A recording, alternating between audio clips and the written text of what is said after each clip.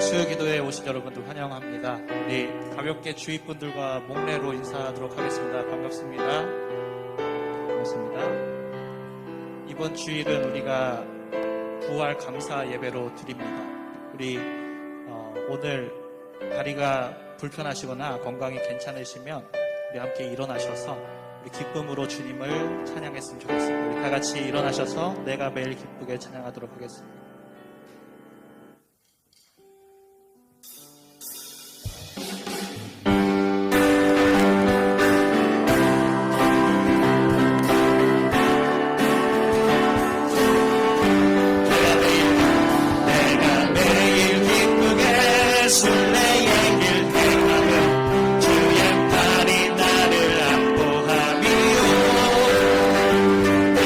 주의 그 복을 받는 자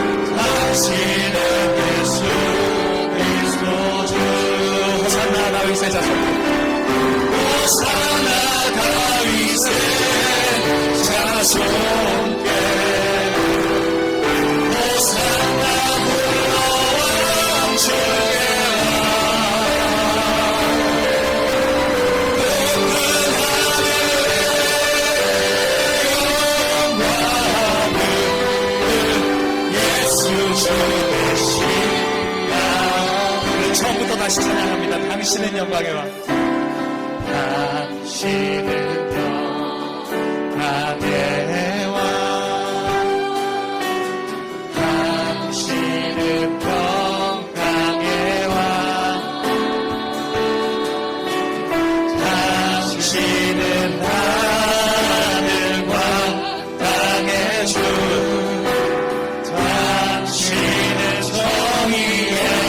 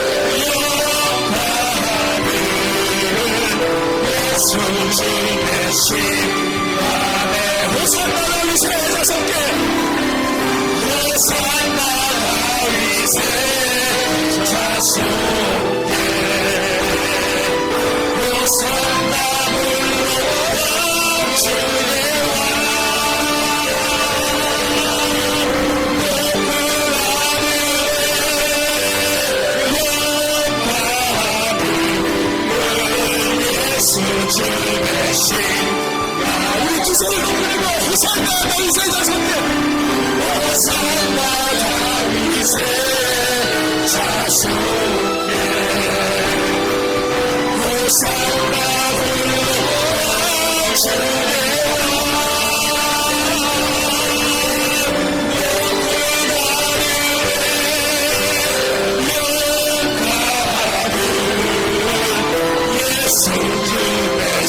예배합니다.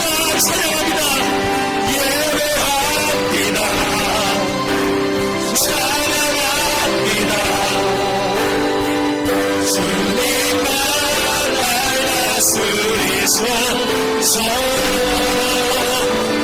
예배합니다. 찬양합니다. 주님을 높이 고백합니다. 찬양합니다.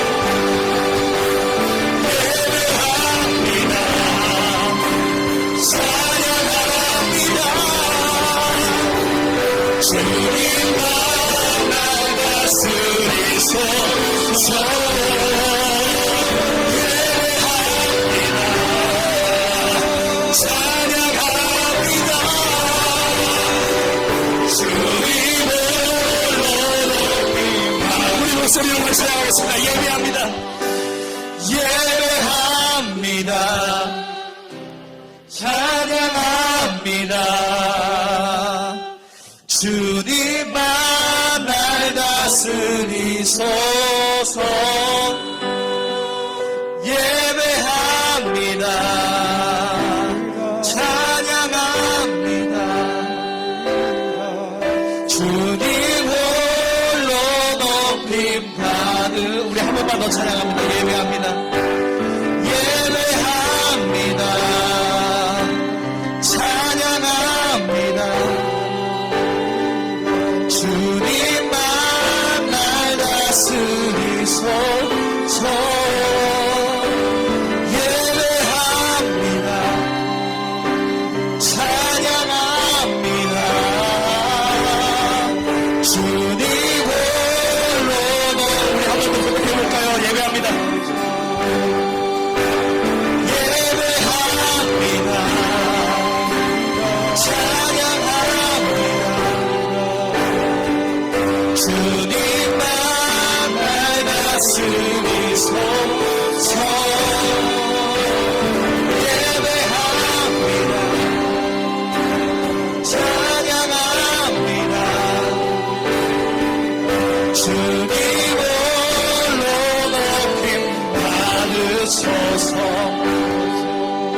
오늘도 선포될 하나님의 말씀과 단위에 세우실 우리 주님의 말씀을 증언하시는 우리 목회자를 위하여서 함께 기도하시며 오늘 우리에게 주실 말씀을 기대하며 이 주님의 전에서 우리 함께 예배하며 이 자리에 나갔으면 좋겠습니다. 기도하시겠습니다.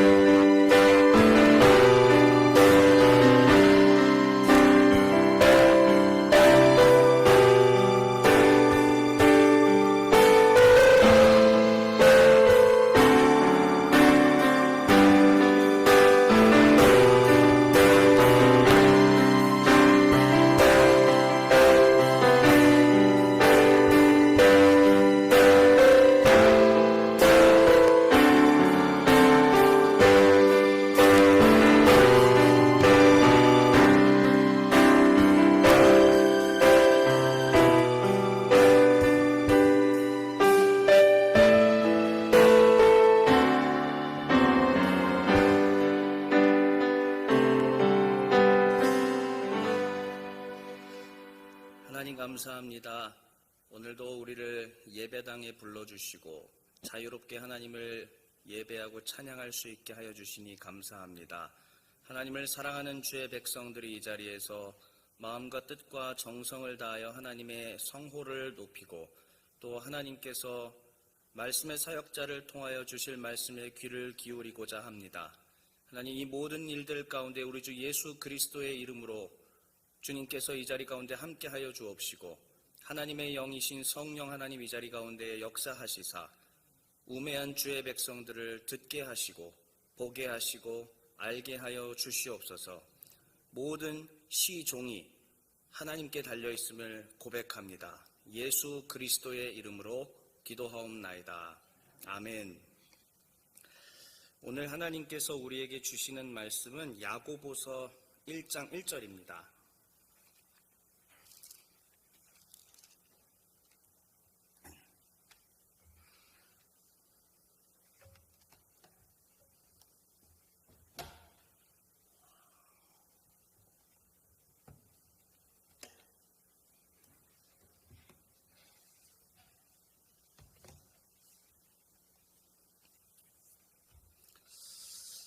신약 야고보서 1장 1절.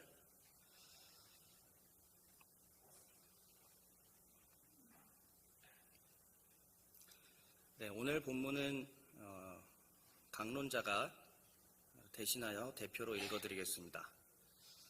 하나님과 주 예수 그리스도의 종 야고보는 흩어져 있는 12지파에게 문안하노라. 아멘. 오늘의 강론의 제목은 한번 따라해 보겠습니다. 세상 속 교회에게 문안합니다. 그렇습니다. 오늘 읽은 본문 야고보서 1장 1절의 말씀을 다시 한번 보면요. 하나님과 주 예수 그리스도의 종 야고보는 흩어져 있는 12지파에게 문안하노라 라고 말을 하고 있습니다. 흩어져 있는 12지파, 이 12지파는 대체 누구일까? 이들이 누구인지 정확하게 알 길은 없지만 한 4가지 정도로 추론해 볼 수 있습니다. 첫 번째는 모든 유대인들이라고 볼 수가 있습니다. 그런데 유대인들이지만은 유대 땅 바깥에 거주하고 있는, 그러니까 유대 땅이라고 하면은 예루살렘, 베들레헴 뭐 이런 땅들 있지 않습니까? 이 팔레스타인 지역, 즉 이 유대 땅에 살지 않는 모든 유대인들이다. 이렇게 하나 추론을 해볼 수가 있고요. 두 번째 또 이 12지파는 누구인가 봤을 때 유대인은 유대인이지만 기독 유대인이다. 즉 예수 그리스도를 믿는 유대인이다. 그런데 예수 그리스도를 믿지만 바울이 서신서들을 통해서 좀 자주 싸웠던 대상들이 있잖아요. 그 자주 싸웠던 대상들, 할례 주장하는 사람들이라든지 음식법을 주장하는 사람들이라든지 이전 것은 지나갔는데 계속 그거 물고 늘어지. 예수를 믿어요. 믿긴 믿는데 그런 사람들하고 바울이 자주 싸웠습니다. 그러지 말라고. 근데 이것도 어디까지는 하나 추론입니다. 야고보서에서 말하고 있는 12지파의 대상은 누군가 봤을 때 두 번째 추론은 율법을 굉장히 강조하는 예수 믿는 유대인이다. 이렇게도 볼 수 있습니다. 미리 말씀드리지만 정답은 몰라요. 누구도 이 정답을 정확하게 알 길은 없습니다. 그런데 세 번째가 또 있습니다. 이 세 번째도 기독 유대인입니다. 예수를 믿는 유대인들인데 이들은 누구냐면은 아마도 스데반 집사가 순교한 이후에 쭉 다 흩어졌거든요. 그 흩어졌던 헬라파 유대인들이 아니었을까? 즉 이 사람들도 역시 유대 땅 바깥에 거주하는 그런 사람들이지 않았을까 추측해 볼 수 있고요. 맨 마지막은 사도 바울이 로마서 9장, 10장, 11장에서 정리하는 것처럼 새 이스라엘. 그러니까 이제 민족적 이스라엘의 개념이 아니라 이제부터 이스라엘이라는 것은 무엇이냐? 예수 그리스도를 구주로 영접한 모두를 가리켜서 새 이스라엘이라고 얘기를 하는데 새 이스라엘로서의 12지파를 가리키는 것은 아닌가 하고 4가지 추론을 할 수가 있습니다. 다시 말씀드리지만 이 중에 정답은 모릅니다. 하지만 제가 개인적으로 가지고 있는 생각은 그래도 기독 유대인 쪽이 아닐까 생각을 하긴 하지만 뭐 아주 정확하게 알 길은 없다라는 말씀을 드릴 수가 있습니다. 그런데 여기서의 12지파가 핵심이 아니에요. 오늘 읽은 성경 본문 야고보서가 시작되는 장면이지 않습니까? 12지파는 12지파인데 어떤 12지파냐면 성경 말씀 다시 한번 보겠습니다. 자, 저 빨간색 글씨되어 있는 거 한번 같이 읽어볼까요? 준비, 시작. 예. 12지파는 12지파이지만 어떤 12지파이냐? 흩어져 있는 12지파다라는 이야기입니다. 그러니까 유대 땅 바깥에 살던 사람들이 틀림없는 것 같아요. 유대 땅 바깥에 살고 있는 어떠한 대상들에게 예수를 믿는 사람인 것 같습니다. 그 성도들에게 야고보서의 저자인 야고보가 메시지를 전하는 겁니다. 아주 짤막한 편지로서 어떻게 살아야 하는 것인지, 어떤 게 참된 복음인지, 어떻게 사는 것이 성도답게 사는 건지에 대해서 말씀을 전하는 것입니다. 우리 기독교는 흩어지면서 성장했습니다. 기독교는 뭉쳐서 성장한 게 아니고요. 항상 2000년 역사 동안에 흩어지며 성장을 했습니다. 바벨론에 의해서 강제로 흩어지게 되었습니다. 바벨론에 의해서 강제로 흩어져서 이제 유대가 망했다라고 생각되었지만 그때 이후로 이스라엘 땅은 그전까지는 거의 바알 숭배의 땅이었어요. 여호와 하나님을 제대로 믿은 적이 없는 땅이었습니다. 다윗 이후로부터 시작해서 솔로몬 이후로부터 시작해서 그 땅은 하나님을 제대로 믿은 적이 없는 땅이었습니다. 거의 바알과 아세라를 숭배했던 땅이에요. 그런데 나라가 망하고 흩어진 이후에 비로소 하나님을 찾기 시작합니다. 여호와의 율법의 말씀이 중요하다라고 생각하기 시작합니다. 그렇게 하면서 마침내 오늘날 우리가 믿고 있는 이 구약 성경의 신학 체계를 집대성하는 시기도 바로 나라가 망한 이후에, 흩어진 이후에 그러한 일들이 가능했습니다. 무엇보다도 바벨론에 의해서 강제로 흩어진 이후에 가장 중요한 발전이 된 게 뭐냐면 메시아가 오신다라는 사상. 그전까지는 그런 생각이 뚜렷하지 않았어요. 우리를 구원하실 메시아께서 오신다라는 사상이 뚜렷하지 않았지만 나라가 망한 이후에, 흩어진 이후에 비로소 메시아께서 오신다라는 사상이 발전하기 시작을 합니다. 그리고 마침내 아시다시피 우리 주 예수 그리스도께서 오셨고 성령이 강림하셨고 성령을 받은 주의 백성들이 나아가 예수 그리스도의 죽으심과 부활에 대해서 선포하며 다니기 시작했습니다. 그런데 여전히 어디에 뭉쳐있냐면 예루살렘 교회 가운데 뭉쳐 있습니다. 예루살렘 교회에 뭉쳐서 흩어지지를 않아요. 나아가지를 않아요. 전도하지 않습니다. 땅끝까지 이르러 내 증인이 되라고 말씀하셨는데 그 일을 하지 않습니다. 그랬을 때 하나님께서 스데반의 순교를 통하여 이 교회를 일시에 해체시켜버립니다. 망한 것 같아요. 이제 예루살렘 교회는 끝났습니다. 다 뿔뿔이 흩어집니다. 하지만 그 뿔뿔이 흩어진 것이 어떠한 결과를 낳았냐면 유대 중심의 작은 종교였던 이 나사렛 교당, 나사렛 예수를 믿는 이 조그마했던 종교가 이제는 세계 종교로 확장되기 시작합니다. 하나님께서 바울을 선택하시고 바나바를 선택하시고 1차 전도 여행을 보내시며 그 이후에 하나님께서 바울과 실라와 디모데와 누가를 선택하셔서 2차 선교 여행을 하게 하시며 그 이후로 복음은 땅끝까지 계속 전파되었습니다. 이것이 바로 사도행전에서 우리에게 가르쳐주고 있는 내용입니다. 그로부터 약 1500년의 세월이 흘렀습니다. 종교개혁이 일어났습니다. 이대로는 안 되겠다라고. 이 말씀을 왜곡시키는 현상 가지고는 더 이상 안 되겠다라고 느꼈던 사람들이 종교개혁을 일으켰습니다. 박해가 있었습니다. 흩어졌습니다. 뿔뿔이 흩어졌습니다. 퓨리탄으로 흩어지고 퓨리탄이라는 이름으로 찢어지고 위그노라는 이름으로 찢어졌습니다. 여기저기 다 찢어졌습니다. 죽음의 위협이 찾아왔습니다. 그런데 이 죽음의 위협을 잘 견디며 끝까지 신앙을 고수하였던 우리의 믿음의 개신교 선배님들께서는 오늘날의 이와 같이 찬란한 개신교회를 우리 가운데 선물로 유산으로 남겨주셨다는 것입니다. 2020년 현재 한국을 비롯하여 전 세계는 또 다른 흩어짐을 경험하고 있습니다. 유쾌한 변화가 아닙니다. 유쾌한 흩어짐이 아닙니다. 모두가 힘들어하고 있는 변화요 흩어짐입니다. 그러나 분명한 사실은 하나님께서 이 새로운 흩어짐을 우리 가운데 주셨다는 것입니다. 예배당에 자유롭게 모여서 예배하던 그 자유가 일시적으로 우리는 제한을 받고 있습니다. 방송으로 예배드리고 계시는 분들이 계시겠습니다마는 자유가 사라졌습니다. 여기에 나오고 싶겠죠. 함께 하고 싶을 겁니다. 하지만 그럴 수 없는 우리 모두가 이해하는 처지들 있지 않습니까? 하나님의 주권을 정말 신뢰하는 신자라면 이 또한 하나님의 허락하심 가운데 있음을 고백해야 될 줄 믿습니다. 코로나에 흩어지면 그러면 우리 가운데 어떠한 변화를 가져다 주었을까요? 새로운 시대가 열렸다는 것을 그전부터 이미 알고 있었어요. 그런데 드디어 이게 착하고 피부에 닿습니다. 영상 예배라든지 영상 방송이라든지 이런 거 다 있는 거 알았습니다. 하지만 비로소 이게 착하고 피부에 와닿기 시작한 게 바로 지금 자유가 제한되고 공간의 제약이 따르면서 우리는 피부로 절감하기 시작했습니다. 가게 같은 데 가서 주문 한번 해보셨어요? 우리 좀 죄송합니다. 연세 있으신 우리 성도님들, 우리 권사님들, 가게 같은 데 가서 주문 같은 거 요즘 해보셨어요?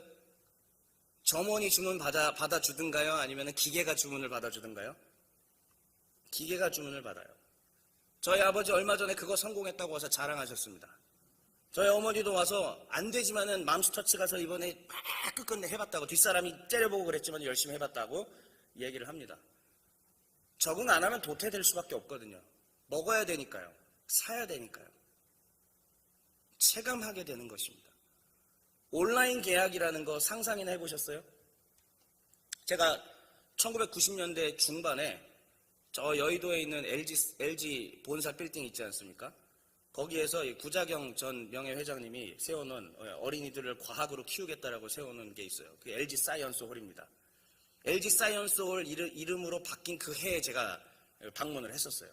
갔는데 로봇가 얼굴 그림을 그려주고요.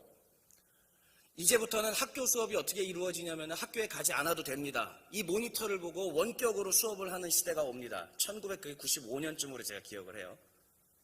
그러한 것을 보면서 하고 비웃었죠. 에이, 무슨 말도 안 되는 소리 하냐고.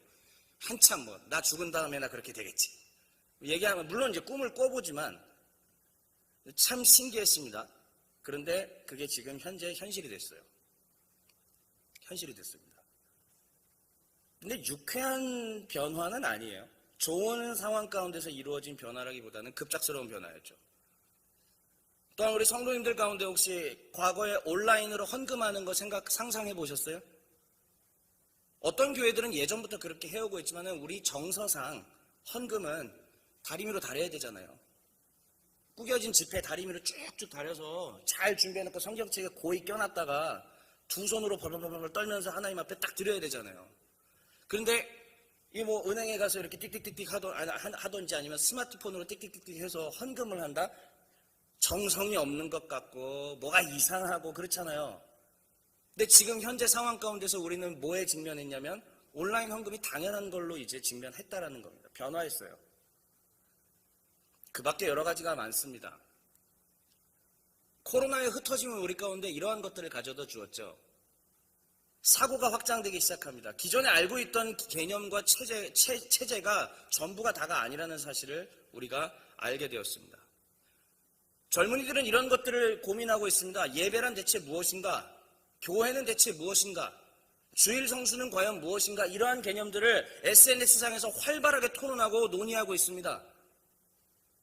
앞서 나가고 있습니다. 굉장히 다양한 얘기들이 막 나오고 있습니다. 주일 성수를 해도 된다. 주일은 이제 모든 날이 다 주일이기 때문에 교회 안 가도 된다부터 시작해서 그래도 주일을 지켜야지. 그러니까 루터교회 라인과 칼빈의 개혁교회 라인으로 정확하게 지금 500년 전 뒤에 우리는 코로나 때문에 나눠져서 그 이야기들을 지금도 논쟁을 하고 있는 것들을 보고 있습니다. 예배란 무엇인가? 꼭 공간에 하나님이 거하시는가? 공간을 초월하시는 하나님인가? 에이, 그래도 예배당 나와야지. 뭐가 정답이죠? 사실 다 정답입니다. 이게 맞다, 이게 그러다 이렇게 얘기하기는 참 어렵죠. 그렇기 때문에 지금 이 코로나에 흩어지면 우리에게 아주 좋은 기회를 주었습니다. 신앙을 재점검할 수 있고 내가 믿고 있는 기독교를 재점검할 수 있는 좋은 시기가 온 겁니다. 어렵지만 유쾌하진 않아요. 하지만 아주 좋은 시기입니다. 예배의 소중함을 발견하기 시작을 합니다. 방송으로 예배드리고 계신 분들 여기 나오고 싶으시죠? 여기서 함께 소리내면서 자유롭게 하나님 찬송하고 싶지 않으십니까? 예, 그런 마음 가지고 계신 거 당연할 거라고 생각을 합니다. 예배가 얼마나 소중한지 우리는 깨닫게 되고요. 반면에 2달 정도 되니까는 나태해졌어요. 며칠 전에 저희 선배 목사님과 통화를 했습니다. 야, 재여봐, 2달 동안 이렇게 예배를 아예 안 드리고 온라인으로만 하니까 괜찮더라? 익숙하더라? 다시 하려고 하니까 갑자기 몸이 뱀에 꼬이더라? 누구라고 얘기하면 안 되니까 이게 좀 방송 녹화되고 있잖아요. 예. 그 형님이 안 보기를 바라요. 그렇게 제 선배 형님 목사님이 그런 식으로 얘기를 해요. 저는 거기에 물론 농담이 훨씬 더 크겠지만은 진담이 요만큼 있다고 생각합니다. 그렇죠?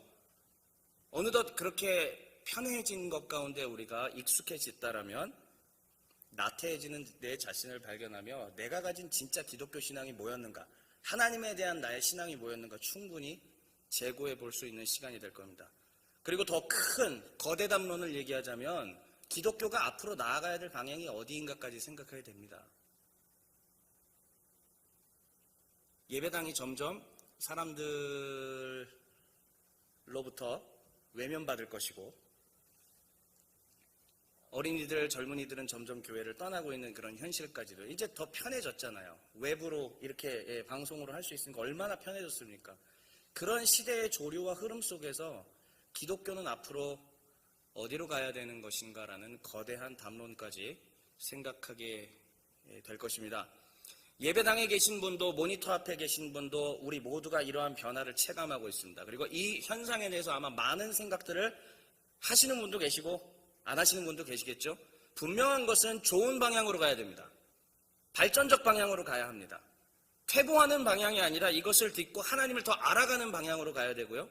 내가 생각한 하나님이 이 정도였다면 그거보다 더 넓고 크신 하나님도 생각할 수 있어야 됩니다. 믿음의 반석 위에 서는 방향으로 가야 한다는 사실입니다.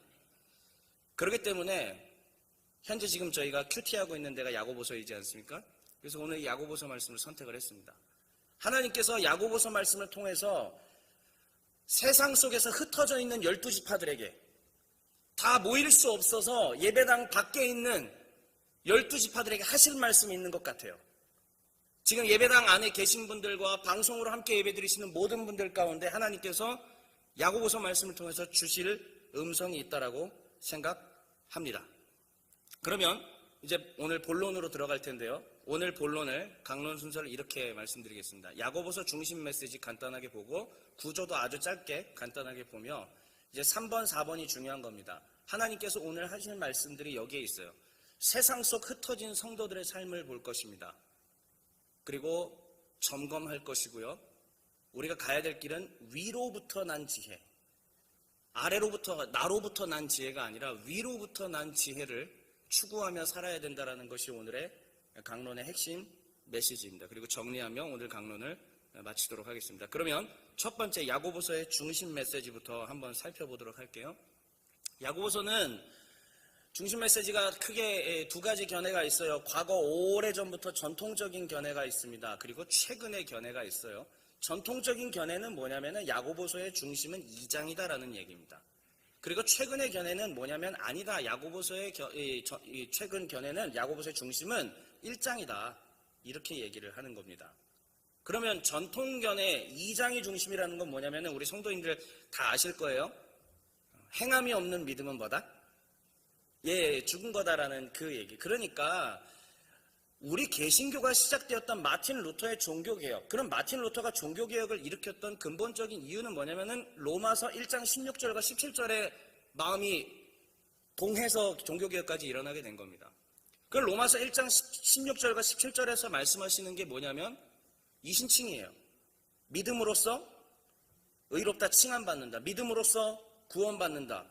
이게 우리 개신교를 이끌어낸 가장 중대한 첫걸음이었습니다. 그런데 야고보서는 믿음을 왠지 폄하시키고 행위를 더 중요시하는 것 같으니까 이 야고보서는 별 볼 일 없는 책인가 보다라고 오래전부터 그렇게 이야기들을 해왔습니다. 이것이 바로 전통적인 견해였고요. 그런데 최근 들어서 아니다. 야고보서의 중심은 전통적인 견해인 믿음과 행위 두 개의 이 대비가 되는 것이 아니라 그림 한번 다시 보여주시겠습니다. 파란 글씨 한번 같이 읽어볼까요? 준비 시작. 네, 흩어져 있는 세상 속의 성도에게 주는 메시지다. 이게 최근에 야고보서가 말하고 있는 야고보서 전공을 하시는 학자들께서 얘기하시는 주제입니다. 아주 자세한 지금 교리적인 얘기는 제가 할 수가 없고요. 뭐 다 설명할 수 있지만 지금 할 수가 없고요. 그래서 초점은 어디에 있느냐면은 저는 최근의 견해를 따라서 야고보서가 말하고 있는 것은 뭐냐면은 세상 속에 흩어져 살아가고 있는 성도들에 대한 교훈이다라는 이야기입니다. 그러니까 지금 우리는 코로나의 흩어짐을 맞이했잖아요. 다 자유롭게 모이지 못하고 마음은 원이로되 또 겁나서 못 오시는 분들도 계시고 다 처지가 마음의 처지와 마음의 상황들이 다 다르죠. 이 예배당에 오지 못하고 흩어져서 살아가고 있는 지금 우리 시대 가운데 아주 적실한 내용이 바로 야고보서다. 저는 이렇게 생각을 합니다. 그러면 야고보서 구조를 아주 간단하게 살펴볼게요. 야고보서는 크게 세 부분으로 되어 있습니다. 근데 재밌는 거는 여러분 저 서론과 결론 내용을 한번 쭉 보실래요? 어떤 것 같으세요? 서론과 결론 내용이 어떤 것 같으세요? 거의 같아요. 예, 사실 같은 내용입니다. 야고보서는 처음과 마지막을 같은 구도로 이야기를 하고 있습니다. 그럼 그게 뭐냐면 세상 속에서 흩어져 살고 있는 성도들아, 너희가 시험을 당하였다. 그 시험에 대한 얘기는 뒤에서 자세히 하겠습니다. 너희가 시험을 당하였는데 견뎌라, 인내해라, 참아라. 그리고 이것을 참을 수 있는 지혜를 하나님 앞에 간구해라. 이게 시작과 끝입니다.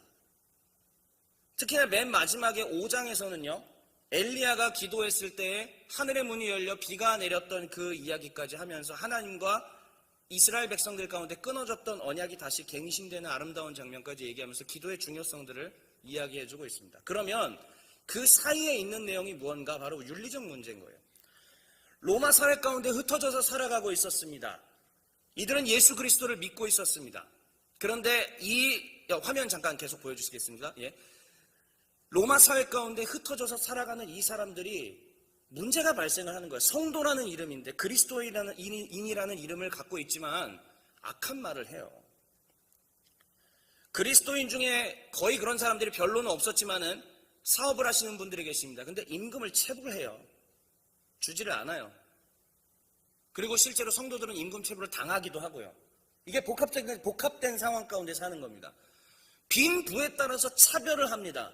아니, 그리스도인들의 빈부에 따라서 차별당하는 건 당연해요. 예, 예수 믿는 사람들은 늘 그렇게 핍박당했습니다. 고난받았습니다. 당연한 거예요. 그런데 예수 믿는 사람들이 빈부에 따라서 구분하고 차별한다는 얘기예요. 그러면서 보복하고 어떻게 하면 싸울 것인가 고민하고 있는 성도들의 모습이 이 저자의 귀에 들려왔다라는 이야기죠. 그러니까 행함을 강조해야 될까요? 하지 말아야 될까요? 강조할 수밖에 없는 거예요. 믿음을 약화시키는 게 아닙니다. 오직 구원은 믿음으로 말미암아 이루어지는 것입니다.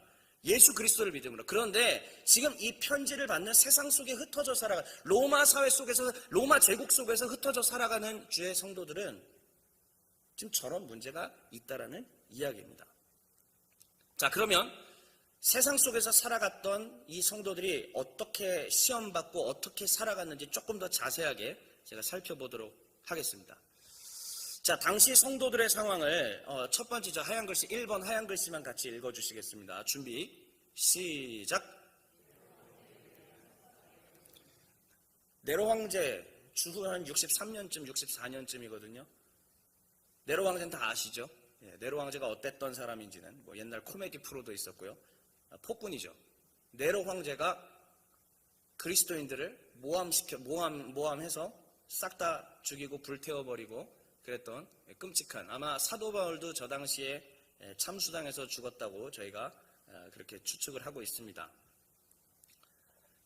당시 이 편지를 받는 사람들의 상황은 네로 황제가 즉위하면서 서서히 피를 흘려야 되는 상황에 직면하는 것이었습니다. 피를 흘리기 직전까지 그러면 어떠한 압박들이 있었을까요? 경제적으로 밀어붙입니다. 수탈할 수도 있고 뺏을 수도 있고 예수 믿는다라는 이유로 직업을 갖지 못하게 할 수도 있었죠. 경제적인 차별뿐만이 아니라 사회적인 차별까지도 주었습니다. 그러니까 이 로마 사회 속에서 이 편지를 받는 당시 그리스도인들은 살아남기가 정말 어려운 상황이었습니다. 자, 그런데 오늘 잘 보셔야 됩니다. 2번 같이 한번 읽어볼게요. 하얀 글씨만요. 시작. 그러면 서로 똘똘 뭉쳐서 주의 말씀만 받들고 이겨내야 되는 거 아닙니까?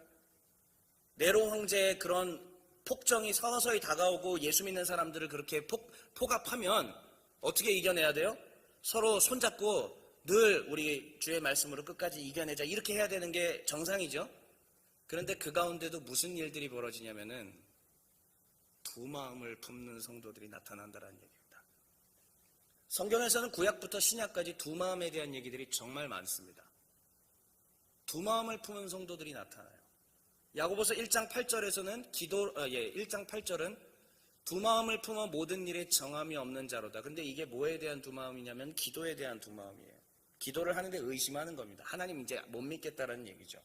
하나님을 믿어요. 믿긴 믿는데 의심합니다. 양다리를 걸치는 것입니다. 하나님과 우상을 겸하여 섬기는 시작점. 자, 바로 그런 일들이 있고, 두 번째는요, 세상과 친구하는 두 마음입니다. 4장 8절 한번 같이 읽어볼까요? 준비, 시작.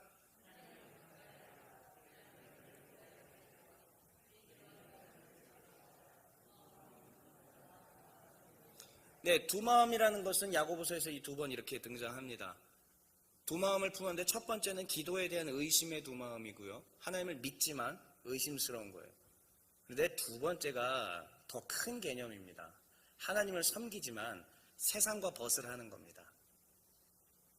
하나님을 사랑하는 것 같아요. 그런데 진짜 사랑하면 할 수 없는 일들을 하는 거죠. 세상과 친구합니다.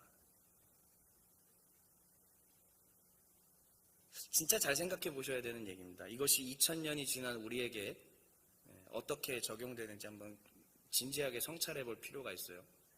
자, 네로 황제에 의한 폭정이 다가오고 사회적, 경제적 차별이 있어서 점점 어려워지는 상황, 그리고 이제 곧 피를 흘려야 되는 상황까지 왔습니다.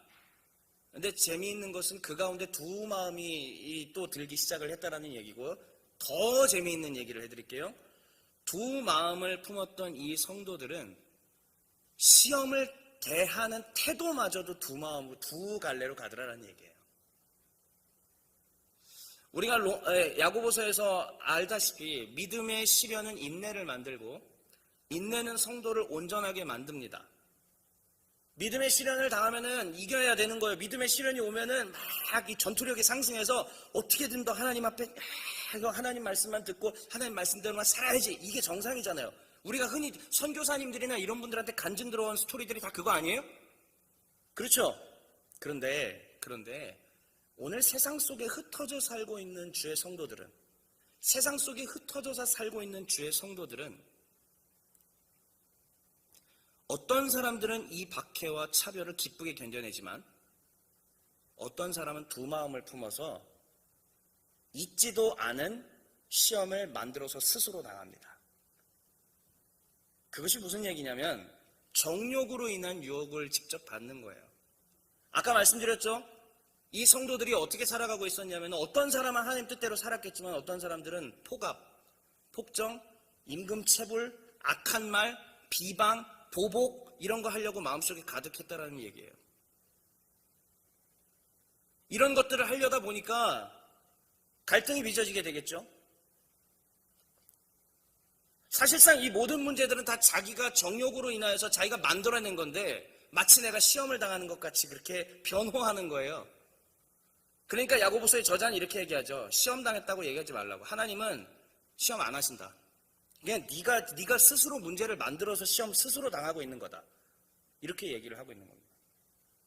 전운이 드리워진 상황, 기독교를 핍박하려는 상황, 그런데 그 상황에서마저도 어떤 사람들이 나타났냐? 이와 같이 두 마음을 가지고 하나님을 멀리하고 정욕으로 인하여서 하나님을 대적해버리는 수준까지 가는 그러한 성도들이 있었다라는 이야기입니다. 여러분, 교회가 왜 중요할까요? 교회가 도대체 왜 있어야 되죠? 어떻게든 지금 이 자리 가운데 나오셨지 않습니까? 그리고 모니터 앞에 계신 분들은요, 도대체 왜 모니터 앞에 이 시간에 앉아서 예배 드리시는 거죠? 이 회중 예배가 얼마나 중요한지 알고 계십니까? 말씀 묵상은 또 왜 중요할까요? 우리가 모여서 목장 모임을 하고 서로 대화하고 나누는 것들, 내 아픔과 내 고통들을 서로 이야기하는 것들, 그리고 같이 음식을 만들어 먹으며 친교하는 모든 것들, 이게 도대체 왜 중요할까요? 세상 속에 흩어져 있으면 어느 순간 이 시험에 빠져서 나도 그냥 그 모양으로 살아간다는 얘기입니다. 그렇기 때문이에요. 어느 순간에 하나님은 없는 겁니다. 어느 순간부터 회중 예배는 더 이상 중요하지 않아요.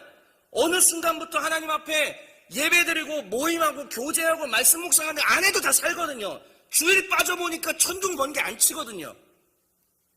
주일 성수 안 지켜도 별일 안 일어나고 교통사고 안 나고 아무 문제 없으니까요. 이제 지금 전 세계적으로 다가온 사건 때문에 경험했잖아요. 아무 일도 안 일어나네? 아무 문제 없네.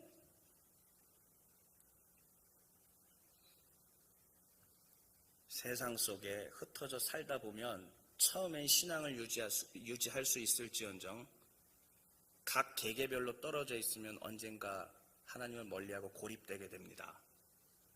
진짜예요. 교회 나오라고 지금 막 하는 얘기가 아닙니다. 언젠가는 혼자 있으면 신앙이 고립되게 됩니다. 그런 분들 많이 봤습니다. 젊었을 때 불같이 뜨거웠던 분들 어느 순간부터 고립되어서 표정이 일그러지고 악한 말들을 하는 것들을 보았습니다. 제가 보았고 들었고 경험했습니다. 이러한 것들은 시험이 아니에요. 시련도 아닙니다.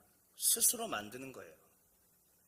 자기 욕심에 따라 자기 스스로를 하나님으로부터 멀리 떨어뜨려 방치해 놓은 겁니다. 그냥 자기 스스로를 방치한 거예요. 그러니까 야고보서는 이런 얘기를 하는 겁니다. 욕심이 잉태하면 죄를 낳고 죄가 장성하면 사망을 낳는 거죠. 단계가 그렇게 가게 돼 있습니다. 어느 순간 내 욕심대로 내가 원하는 대로 하다 보면 그 죄를 그냥 만들어내는 거예요. 죄의 공장이 되죠. 그리고 그것은 사망의 길로 가게 되는 겁니다. 흩어져 있는 성도들에게 야고보서의 저자가 바로 이 얘기를 하는 겁니다. 세상 속에 흩어져 있는 자들에게. 자, 그러면은 해결책이 뭘까요? 야고보서 저자는 이것을 문제 제기만 하지 않아요. 뚜렷한 해결책을 우리한테 줍니다. 그 해결책은 바로 오늘 수요일 큐티 본문입니다. 3장 13절부터 18절인데요. 성경 본문을 준비하지 않았지만은 같이 한번 좀 찾아서 읽어보겠습니다. 앞에 화면은 없거든요. 13절부터 18절까지 저 한 절 여러분 한 절 같이 한번 읽어보겠습니다. 야고보서 3장 13절부터 18절입니다. 너희 중에 지혜와 총명이 있는 자가 누구냐? 그는 선행으로 말미암아 지혜의 온유함으로 그 행함을 보일지니라.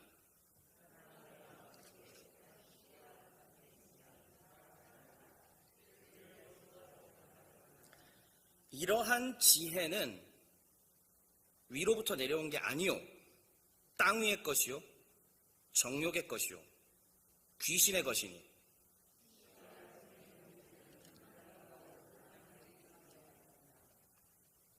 오직 위로부터 난 지혜는 첫째, 성결하고, 다음에 화평하고, 관용하고, 양순하며, 긍휼과 선한 열매가 가득하고, 편견과 거짓이 없나니.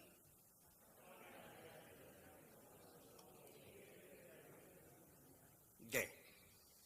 자, 바로 그것을 정리한 게 이 표입니다.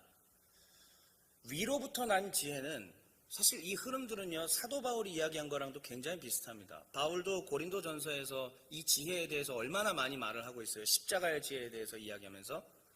그런데 바울이 이야기하고 있는 그 지혜도 결국 위로부터 난 지혜, 내 속에서 나온 지혜가 아니라는 얘기입니다.